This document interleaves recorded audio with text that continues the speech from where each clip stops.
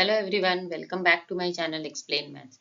इस वीडियो में मैंने प्रोबेबिलिटी के ढेर सारे क्वेश्चंस डिस्कस किए हैं। मोर देन 30 क्वेश्चंस मैंने इसमें डिस्कस किया है और मेरे थर्ड वीडियो है मैथमेटिकल कैपेबिलिटी का for RRB section controller examination 2025। तो आप लोगों से मेरा अनुरोध है कि आप प्लीज़ इस वीडियो को अंत तक ज़रूर देखें, क्योंकि मैंने बहुत सारे डिफरेंट वेराइटीज़ के क्वेश्चंस डिस्कस किए हैं और इसमें से कुछ क्वेश्चन ऐसे हैं जो कि पहले किसी एग्जाम्स में आए हुए हैं। ठीक है, तो चलिए शुरू करते हैं।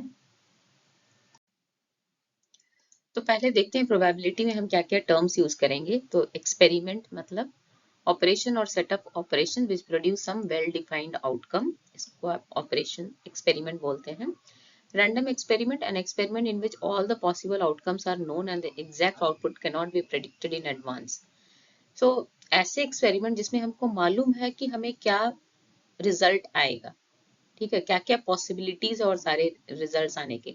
जैसे कि हम एक कॉइन को टॉस करेंगे तो हमें मालूम है चाहे हेड आएगा या टेल आएगा, लेकिन हमको गारंटी नहीं है कि वो हेड ही होगा या टेल होगा, बट हमें ऑल द पॉसिबल आउटकम्स पता होता है। उसी तरह जब हम किसी एक डाइस को रोल करते हैं तो भी हमें मालूम होता है चाहे 1 आएगा या 2 आएगा, 3 आएगा, 4 आएगा, 5 आएगा, 6 आएगा, लेकिन हम श्योरिटी नहीं दे सकते हैं कि कौन सा नंबर आएगा। तो उसे हम रैंडम एक्सपेरिमेंट कहते हैं।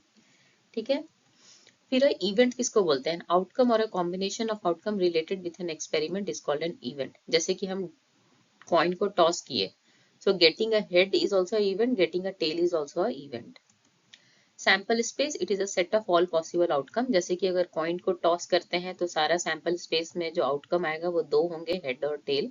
अगर हम दो कॉइन को टॉस करते हैं तो हमारा टोटल आउटकम होगा head head, tail tail, head tail और टेल हेड। प्रोबेबिलिटी का डेफिनेशन होता है number of favourable outcome divided by number of total outcome. ठीक है, सो ये हमारा प्रोबेबिलिटी का बेसिक डेफिनेशन होता है, number of favourable outcome divided by number of total outcome. ये ज्यादा क्लियर होगा जब हम क्वेश्चन सॉल्व करेंगे। Probability of a sure event, जो हमें गारंटी है वो होगा ही होगा, जैसे कि sun rises in the east, ये गारंटी है। तो ये सब श्योर इवेंट का प्रोबेबिलिटी 1 होता है और प्रोबेबिलिटी ऑफ इम्पॉसिबल इवेंट का 0 होता है। जैसे कि हम एक डाइस को रोल किए और बोले what is the probability of getting 7, तो लूडो के डाइस में तो 7 नंबर होता ही नहीं है, तो इम्पॉसिबल इवेंट है, तो उस केस में प्रोबेबिलिटी उसका 0 होगा। और जब भी हम कोई प्रोबेबिलिटी निकालते हैं किसी इवेंट का तो वो प्रोबेबिलिटी 0 से 1 के बीच में लाई करता है। ठीक है, 0 इंक्लूडेड है, 1 इंक्लूडेड है और it will always lie between 0 and 1। और एक और चीज है, probability of the event which will not happen. Suppose PE is the probability of an event to happen, then probability of event not happen is 1 minus PE. So ये जो E के ऊपर बार देख रहे हैं ना, उसको बोलते हैं not happen, इसको नॉट पढ़ते हैं। ठीक है, probability of the event that will not happen is equal to 1 minus PE। और किसी भी प्रोबेबिलिटी इवेंट के होने और ना होने टोटल का सम जो होता है ना वो हमेशा 1 होता है। जैसे कि अगर कॉइन को टॉस करते हैं तो प्रोबेबिलिटी ऑफ गेटिंग हेड होता है 1/2, क्योंकि जब हम टॉस करते हैं तो दो आउटकम है। ठीक है, और getting head only one favourable outcome है, so getting head probability is 1/2 और प्रोबेबिलिटी ऑफ गेटिंग टेल भी होगा हमारा 1/2। और अगर हम दोनों को ऐड करते हैं, okay, probability of getting head plus probability of getting tail, तो 1/2 प्लस 1/2 हमारा हो जाएगा 2 टाइम्स 1/2, जो कि आंसर होगा 1। सो प्रोबेबिलिटी का जो भी इवेंट होगा, ठीक है, उसको अगर हम ऐड करेंगे तो हमें हमेशा सम 1 मिलता है। ठीक है, अगर हम 1 कॉइन को टॉस करते हैं तो हमें दो आउटकम मिलते हैं, हेड कॉमा टेल। ठीक है, तो टोटल आउटकम यहाँ पे हमारा 2 होता है। अगर हम दो कॉइन को टॉस करते हैं तो हमें टोटल 4 आउटकम्स मिलते हैं। ठीक है, और 4 को हम 2 स्क्वायर भी लिख सकते हैं। 3 कॉइन्स को अगर हम टॉस करते हैं तो हमें 8 आउटकम मिलते हैं और इसको हम 2 क्यूब लिख सकते हैं। तो अगर इसी तरह अगर क्वेश्चन आए, अगर हम 4 कॉइन को टॉस करते हैं टोटल आउटकम कितना होगा, तो आप पैटर्न देखिए। अगर 1 कॉइन टॉस करें तो 2, 2 कॉइन टॉस करें 2 to the power 2, 3 coin toss करें तो 2 टू द पावर 3, और इसी तरह अगर 4 कॉइन टॉस करेंगे तो 2 टू द पावर 4 उसका आंसर होगा। तो आप ये सब छोटे छोटे चीजों का ध्यान रखिएगा। Now 1 die is rolled, then total outcome will be 6। ठीक है, 1 2 3 4 5 6। अगर हम 2 डाइस को रोल करते हैं तो अगर हम काउंट करें तो टोटल 36 आउटकम होते हैं, जो कि 6 स्क्वायर होता है। उसी तरह अगर हम 3 डाइस को रोल करेंगे तो हमारा आउटकम 6 क्यूब होगा, 216। ठीक है, अब चलिए सवाल की ओर मूव करते हैं। तो आरआरबी का जो सिलेबस है सेक्शन कंट्रोलर का, उसमें लिखा है कि प्रोबेबिलिटी और स्टैटिस्टिक्स के बेसिक क्वेश्चंस आएंगे। ठीक है, तो हम शुरुआत बेसिक क्वेश्चन से ही कर रहे हैं और मैं इसका सॉल्यूशन पूरे डिटेल में दूंगी। तो चलिए, पहला क्वेश्चन है, an unbiased fair die is thrown once, then what is the probability of getting an even number? सबसे पहले तो हमें ये लिखना है कि जब हम एक डाई को रोल करेंगे तो हमारा आउटकम क्या क्या होगा। तो हमारा आउटकम ये होगा 1 2 3 4 5 6। अब हमें क्या करना है, प्रोबेबिलिटी निकालना है इवन नंबर का। अब इसमें इवन नंबर कितने हैं, तो हमारा इवन नंबर है 2 4 और 6, मतलब 3 फेवरेबल आउटकम है आउट ऑफ 6 आउटकम। सो 3/6 अगर हम इसको रिड्यूस करेंगे तो 1/2 आएगा। सो सी हमारा करेक्ट ऑप्शन होगा। Probability of getting an odd number. अब जब इसी क्वेश्चन का मैं अभी सब पार्ट सॉल्व कर रही हूँ। अगर ऑड नंबर देखें तो ऑड नंबर होगा 1 3 एंड 5। सो इसका भी प्रोबेबिलिटी होगा 3/6, क्योंकि फेवरेबल आउटकम है 3, टोटल आउटकम है 6 और आंसर होगा 1/2। सो डी ऑप्शन होगा।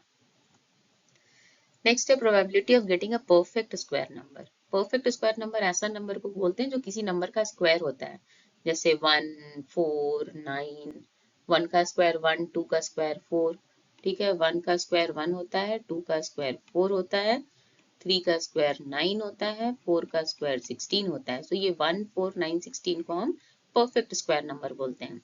तो जब मैंने एक डाई को रोल किया तो उसमें आप फाइंड आउट कीजिए कौन कौन से परफेक्ट स्क्वायर नंबर है। जिसमें 1 है और 4 है, दो ही है, 1 और 4। सो 2 फेवरेबल आउटकम 2, टोटल आउटकम 6। अब इसको रिड्यूस करेंगे तो हमें 1/3 मिलेगा। सो क्वेश्चन 3 का आंसर होगा A. Now question 4, probability of getting a multiple of 2। इसका मतलब होता है ऐसे आउटकम, फेवरेबल आउटकम आपको लेना है जो कि 2 के टेबल में आते हैं। तो अगर आप यहाँ पे देखें टोटल आउटकम, इसमें 2 4 और 6 ये तीनों 2 के टेबल में आते हैं। तो हमारा जो प्रोबेबिलिटी होगा वो 3/6 होगा। फेवरेबल आउटकम 3, टोटल आउटकम 6 और इसको रिड्यूस करेंगे तो हमें 1/2 मिलेगा, जो बी है इसका ऑप्शन। तो मैंने अभी 4 क्वेश्चंस किए हैं जो कि कम्प्लीटली ये डाई के बेसिस पे है। ठीक है, अब आगे बढ़ते हैं। Two different coins are tossed together. Now question 5 is the probability of getting both head. So when two different coins are tossed, what are the outcome? First we will write that. So the outcome will be head head, head tail, tail head and tail tail. So 4 outcome आएगा। हमें क्या निकालना है, possibility of getting both head. Both head तो केवल एक ही case में है। सो टोटल आउटकम हमारा 4 है और फेवरेबल आउटकम 1 है। सो प्रोबेबिलिटी होगा 1/4, which is C option. Next is the probability of getting at least one head. So ये आपको बहुत ही ध्यान देना है, at least one and at most one. इसीलिए मैंने इसका मीनिंग भी बगल में लिख दिया है। एटलीस्ट वन मीन्स वन और मोर देन वन। ठीक है, तो एटलीस्ट वन हेड मीन्स एक हेड या एक से ज्यादा। एक से ज्यादा तो यहाँ पे दो ही है। सो एक हेड यहाँ है और यहाँ एक से ज्यादा है, जो कि 2 है। सो फेवरेबल आउटकम हमारा हो गया 3 एंड टोटल आउटकम इज 4।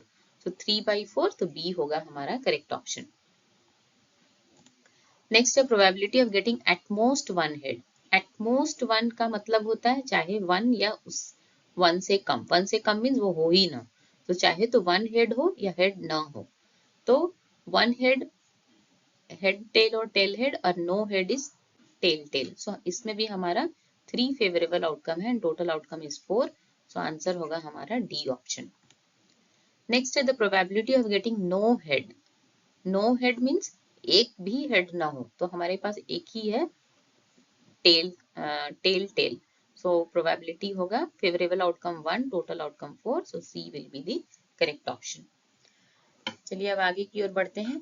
अगर आपको मेरा वीडियो पसंद आ रहा है तो आप जरूर मुझे कमेंट करें और मेरे वीडियो को लाइक और सब्सक्राइब करें और अपने फ्रेंड्स के साथ भी शेयर करें। तो चलिए अब कार्ड का जो गेम होता है उसमें कौन कौन से कार्ड होते हैं उसके बारे में जानते हैं, क्योंकि अभी हम कुछ सवाल करेंगे जो इसके बेसिस पे होगा। सो अगर आप ये डेक ऑफ कार्ड लेते हैं, डेक ऑफ कार्ड मतलब पैक ऑफ कार्ड, उसमें टोटल 52 कार्ड होते हैं जो कि डिवाइड होते हैं रेड कार्ड और ब्लैक कार्ड में। सो रेड कार्ड 26 होते हैं, ब्लैक कार्ड 26 होते हैं। अब ये रेड और ब्लैक कार्ड भी 4 डिफरेंट सूट्स में डिवाइड होते हैं। सो रेड कार्ड फिर फर्दर 13 में डिवाइड होता है। सो 13 डायमंड होते हैं, 13 हार्ट होते हैं, और ब्लैक कार्ड में भी 13 स्पेड होते हैं और 13 क्लब होते हैं। ठीक है, तो ये हमारा 4 सूट्स बोलते हैं। सो सारे चीजों को मैंने लिखा है। A deck or a pack of card contain 52 card, out of which 26 are red, 26 are black. Now there are 4 suits each containing 13 card. अब इस 13 कार्ड में कौन कौन से कार्ड होते हैं? So the cards in each suit are ace, king, queen, jack. ये 4 होते हैं, और फिर नंबर कार्ड होते हैं 10, 9, 8, 7, 6, 5, 4, 3 एंड 2. So अगर आप काउंट करें तो टोटल 9, 10, 11, 12, 13 कार्ड होते हैं। ये 13 कार्ड सब में होंगे, डायमंड में भी ये सारे प्रेजेंट होंगे, हार्ट में भी, स्पेड में भी, क्लब में भी। ठीक है, और किंग, क्वीन एंड जैक को हम फेस कार्ड बोलते हैं, क्योंकि इसमें फेस बना होता है। अगर आप कार्ड देखिएगा तो इन तीनों के कार्ड में फेस बना होता है, तो उसको हम फेस कार्ड बोलते हैं। तो हर एक डायमंड, हार्ट, स्पेड, क्लब में 1 किंग होते हैं। इसका मतलब टोटल 4 किंग हुए, 4 क्वीन हुए, 4 जैक हुए। सो टोटल हमारे पास 12 फेस कार्ड होते हैं। तो ये सब आपको जानना जरूरी है, क्योंकि अगर क्वेश्चन आएगा कि what is the probability of getting face card from a deck of cards, so हमें मालूम होना चाहिए कि फेस कार्ड बोलते किसको हैं और टोटल कितने फेस कार्ड होते हैं। तो टोटल 12 होते हैं। So favourable outcome is 12 and total outcome is 52, क्योंकि हमें 50 एक डेक ऑफ कार्ड में 52 कार्ड होते हैं, तो प्रोबेबिलिटी हो जाएगा 12/52। ठीक है, अब चलिए आगे क्वेश्चंस करते हैं इसके बेसिस पे। Now one card is drawn from a well shuffled pack of 52 playing card. You have to find the probability that the card will be an ace. So अभी तुरंत मैंने बताया कि जो 4 सूट्स होते हैं, heart, diamond, spade and club, वो सब में एक एक एस होता है। तो इसका मतलब हमारे पास 4 एस है out of 52 card. So probability होगा 4/52, और अगर आप रिड्यूस करें 4 times 1, 4 times 13, so A will be the correct option.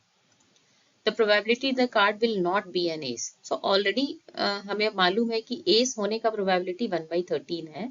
So ace नहीं होने का probability आप याद करो, मैंने शुरू में ही बताया था, it will be 1 minus probability of getting a ace. So it will be 1 minus 1/13. आप LCM ले लीजिए, तो it will be 13 minus 1 which will give me 12/13. So 12/13 मतलब D हमारा correct option होगा। Next, the probability the card will be a black king. So सबसे पहले black card किस में होता है? स्पेड और क्लब में, और स्पेड और क्लब में दोनों में 1 किंग होते हैं, मतलब 2 king out of 52। So it will be 2/52। और अगर आप इसको रिड्यूस करें 2 टाइम्स 1, 2 टाइम्स 26, सो हमारा बी होगा करेक्ट ऑप्शन। नेक्स्ट है the probability that the card will be an ace or a king. So pack में 4 एस होते हैं और 4 किंग होते हैं। सो 4 + 4 8/52, और अगर आप 4 के टेबल से इसको रिड्यूस करें 4 टाइम्स 2 इज 8, 4 टाइम्स 13, तो आंसर होगा हमारा ए ऑप्शन 2/13। ठीक है, अब आगे बढ़ते हैं। A bag contains 24 balls, out of which X are red, 2X are white and 3X are blue. A ball is selected at random. The probability that the ball drawn is not red. सो पहले तो हमें मालूम ही नहीं होगा कितने ball red हैं, कितने white और कितने ब्लू हैं, बट ये दिया कि टोटल बॉल इज 24। तो सबसे पहले हम फाइंड आउट करते हैं कितने बॉल रेड हैं, व्हाइट हैं और ब्लू हैं। तो इसके लिए हम क्या करेंगे, तीनों को ऐड करेंगे, x + 2x + 3x, this will be equal to 24। So 6x is equal to 24। So हमारा x का जो वैल्यू आएगा वो 24/6 4 आएगा। इसका मतलब रेड बॉल 4 है, व्हाइट बॉल 2 × 4 8 है, और ब्लू बॉल 3 × 4 12 है। हमें क्या फाइंड आउट करना है? Not red. Okay, probability of not red. तो सबसे पहले हम फाइंड आउट करते हैं probability of getting a red. So ये होगा हमारा 4/24, क्योंकि 4 रेड बॉल है out of 24। So probability is 4/24, 1/6, and probability of not getting red will be 1 minus probability of getting red. So it will be 1 minus 1/6 which will give me 5/6. इसका आप LCM अगर लेंगे तो आपको मिलेगा 6 minus 1/6, जो कि 5/6 बी ऑप्शन होगा। नेक्स्ट है the probability that the ball drawn is white. So white के हमारे पास 8 बॉल है, सो 8/24, सो 4 8 1 8, 8 3 24, so 1/3 इसका करेक्ट ऑप्शन होगा। Next, two dice are rolled together. The probability of getting such numbers on the two dice whose product is a perfect square number. So perfect square number मतलब 1, 4, 9, 16, 25, 36, maximum आपको इतने ही मिल सकते हैं जब आप to dice को role करेंगे। So कितने सारे फेवरेबल आउटकम है, तो 1, 1, if you multiply 1 into 1 you will get 1 which is a perfect square number। फिर हम 2, 2 भी कर सकते हैं, 2 into 2 4 which is also a perfect square number। Then 1, 4, 1 into 4 again 4, then 4, 1, 4 into 1 is again 4, then 3 and 3, right? Then 4 and 4, 4 4s are 16, then 5, 5, 5 5s are 25, and 6, 6 which will give me 36। So there are 8 favorable outcome। और जब हम दो dice को role करते हैं तो कितने total outcome होते हैं, 6 square 36, so 8/36, so 4 2s are 8, 4 9s are 36, so हमारा जो प्रोबेबिलिटी होगा वो 2/9 होगा। ठीक है, चलिए अब आगे की ओर बढ़ते हैं। A bag contains 5 red marbles, 8 white marbles, and 4 green marbles. One marble is taken out of the bag at random. You have to find the probability that the marble taken out will be red. तो सबसे पहले find out करते हैं total कितने marble है। सो 5 + 8 + 4 अगर करते हैं तो हमें टोटल 17 मार्बल होंगे, और आउट ऑफ 17 रेड है 5, सो प्रोबेबिलिटी होगा 5/17 which is B option. Next है the probability that the marble taken out will be red और ग्रीन। वो रेड हो गए या ग्रीन हो गए। सो रेड तो हमारे पास 5 है, ग्रीन है 4, सो 5 + 4 9, सो प्रोबेबिलिटी होगा 9/17। नेक्स्ट है probability that the marble taken out will not be green. So सबसे पहले फाइंड आउट कर लेते हैं ग्रीन होने का क्या प्रोबेबिलिटी है। सो ग्रीन होने का प्रोबेबिलिटी है 4/17, क्योंकि हमारे पास 4 ग्रीन मार्बल है आउट ऑफ 17, और not green will be 1 - 4/17। LCM लेंगे 17 - 4/17 तो हमें आएगा 13/17 which will be A option. Next the probability that the marble taken out will B white और ग्रीन। सो व्हाइट हमारे पास 8 है, ग्रीन हमारे पास 4 है, 8 + 4 12, सो 12/17 डी होगा हमारा करेक्ट ऑप्शन। तो आप देख रहे होंगे कि मैं डिफरेंट वेराइटीज के क्वेश्चंस डाल रही हूँ और अच्छे से एक्सप्लेन कर रही हूँ। सो आप प्लीज मेरे वीडियो को कमेंट जरूर करें कि आपको कैसा लग रहा है, और अगर आपको कुछ भी डाउट है तो आप वो भी हमें मुझे कमेंट कर सकते हैं। Next question, a carton consist of 100 shirts of which 88 are good, 8 have minor defects and 4 have major defects. Jimmy, a trader, will only accept the certs which are good, but Sujata, another trader, will only reject a cert if it has major defect।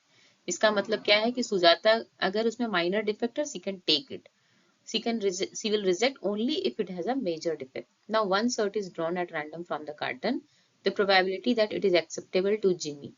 Now Jimmy का क्या condition दिया, वो तभी कर देगी जब वो shirt good होगा, गुड कंडीशन में। तो गुड कंडीशन का है 88, ठीक है, 88 are good out of 100, so probability होगा 88/100, इसका मतलब 0.88, ठीक है, 88/100 को 0.88 करते हैं।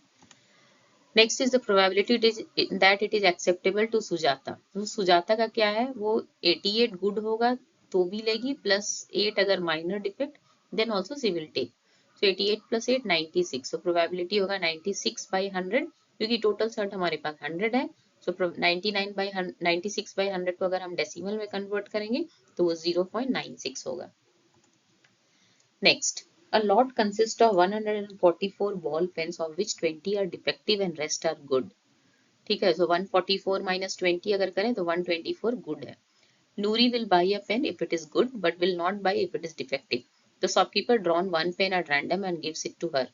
The probability that she will buy it, she will buy when it is good, और good का कितने good pen है, 144 - 20 which is 124।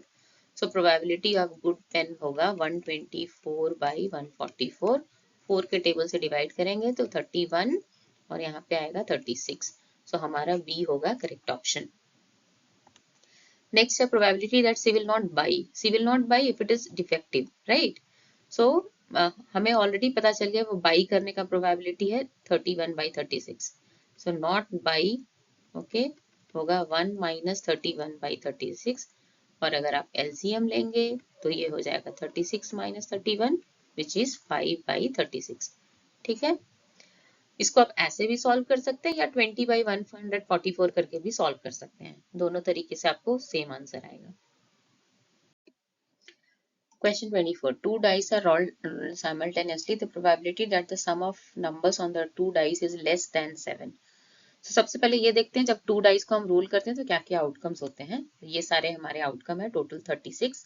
इसमें हमें फाइंड आउट करना है कि कौन से ऐसे केसेस हैं जिसमें sum of the two dice is less than 7. ठीक है. तो हम अगर यहाँ से शुरू करें, सो these all will give less than 7, but 1, 6 if I add I will get 7. so ये तो नहीं होगा, ये सब नहीं होगा. इन सब का सम जो है वो मोर देन 7 होगा. ठीक है. यहाँ भी 2, 5 ये 7 देगा, बट हमें लेस देन 7 चाहिए, तो ये सारे केसेस नहीं होंगे. Next is here 3 + 4 7, here 8 9 10. फिर यहाँ पे ये सारे केसेस नहीं होंगे क्योंकि ये मोर देन 7 देंगे या 7 भी देंगे. ये दोनों रॉन्ग, ये भी रॉन्ग. सो हमारे पास कितने बचे? 1 2 3 4 5 6 7 8 9 10 11 12 13 14 15. 15 आउटकम आउट ऑफ 36. अब इसको 3 के टेबल से हम सिंप्लीफाई करते हैं. 3 × 5 3 × 12, तो सी होगा हमारा करेक्ट ऑप्शन. तो इस तरह के क्वेश्चन को ना आप सारा सैंपल स्पेस ऐसे लिख लीजिए और उसके बाद जो कंडीशन दिया उसके हिसाब से आप फेवरेबल आउटकम फाइंड आउट कर लीजिए. Now question 25. The chance that a leap year selected randomly will have 53 Sundays.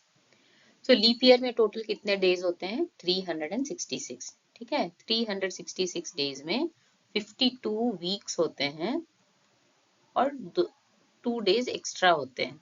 ठीक है. सो इसमें तो 52 संडे होंगे. अब इस 2 दिन में संडे होने का क्या चांस है? सो इसका अगर आप पॉसिबिलिटी देखें तो 2 दिन, एक संडे मंडे हो सकता है, मंडे ट्यूसडे हो सकता है, ट्यूसडे वेंसडे हो सकता है, वेंसडे थर्सडे हो सकता है, थर्सडे फ्राइडे हो सकता है, फ्राइडे सैटरडे हो सकता है और सैटरडे संडे हो सकता है. राइट. तो संडे हमारे 2 केसेस में आ रहा है. ठीक है. यहाँ पे और यहाँ पे टोटल कितने आउटकम हो रहे हैं? 7. So out of 7 only 2 days will have Sunday. So तो प्रोबेबिलिटी होगा 2/7. ठीक है. ये बहुत ही इंपॉर्टेंट क्वेश्चन है. फिर the chance that a not leap year selected randomly will have 53 Sunday. अब ये लीप ईयर नहीं है तो इसमें तो 365 डेज होंगे. ठीक है. और 365 डेज मतलब 52 वीक्स और 1 डे एक्स्ट्रा होगा.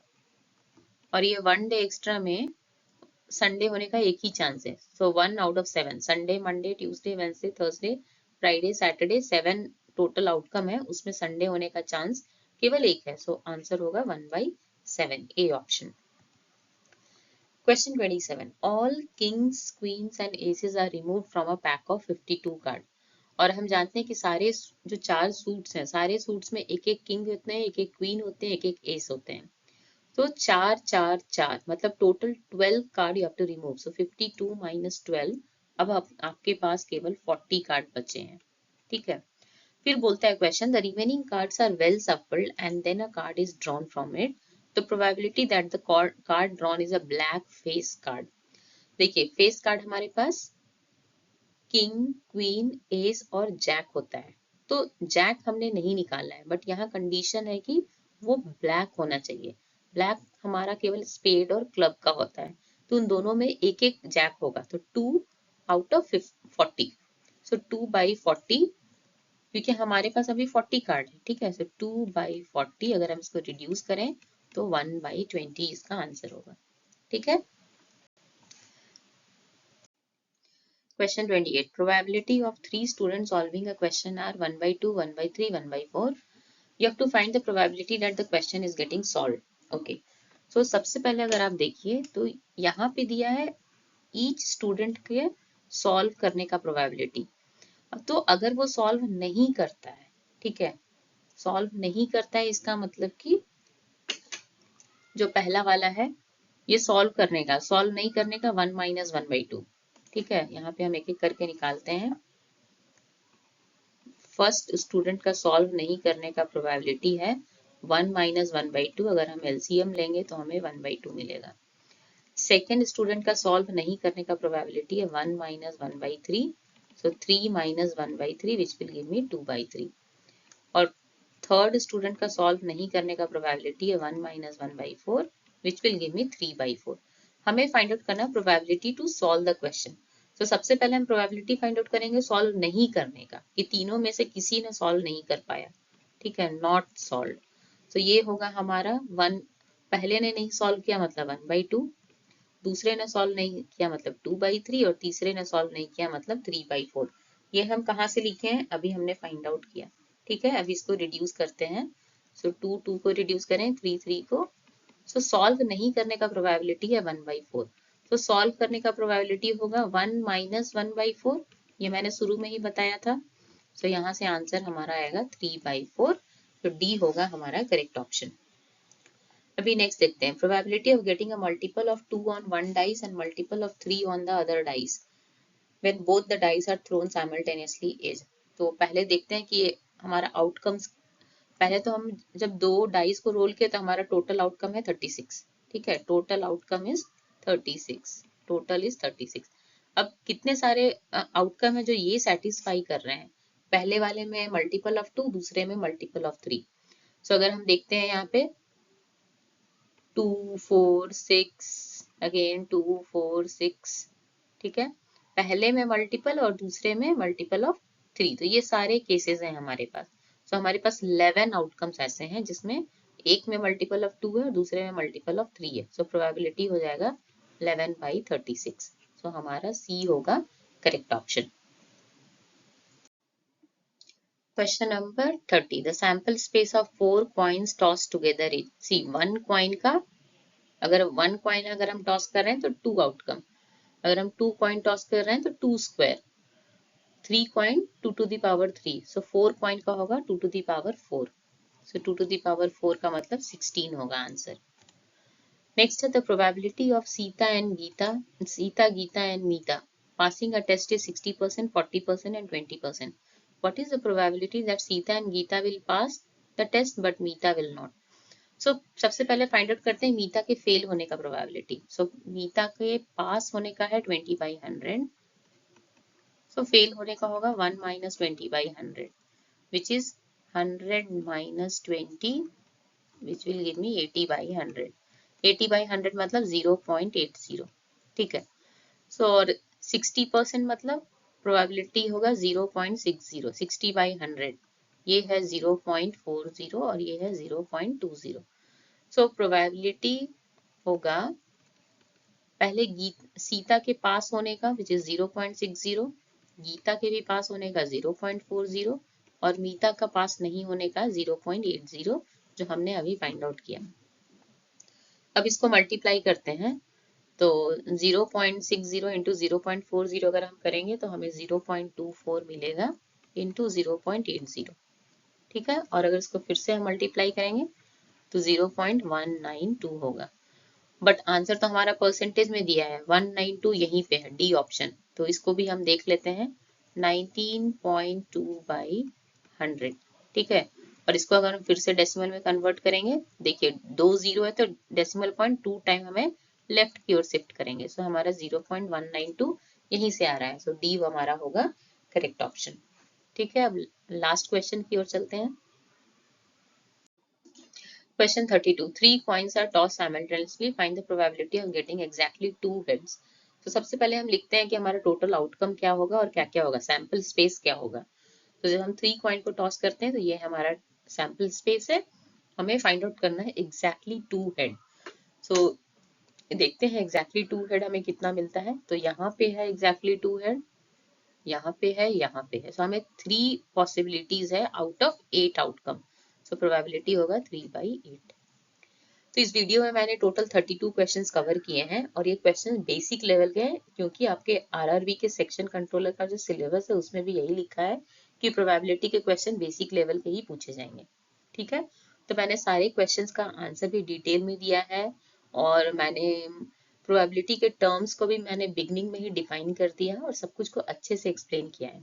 तो अगर आपको मेरा वीडियो पसंद आता है प्लीज़ मुझे कमेंट कीजिए, मेरे चैनल को लाइक और सब्सक्राइब कीजिए और अपने फ्रेंड्स के साथ भी उसको शेयर कीजिए और वीडियो को अंत तक देखना जरूर मत भूलिए। Thank you.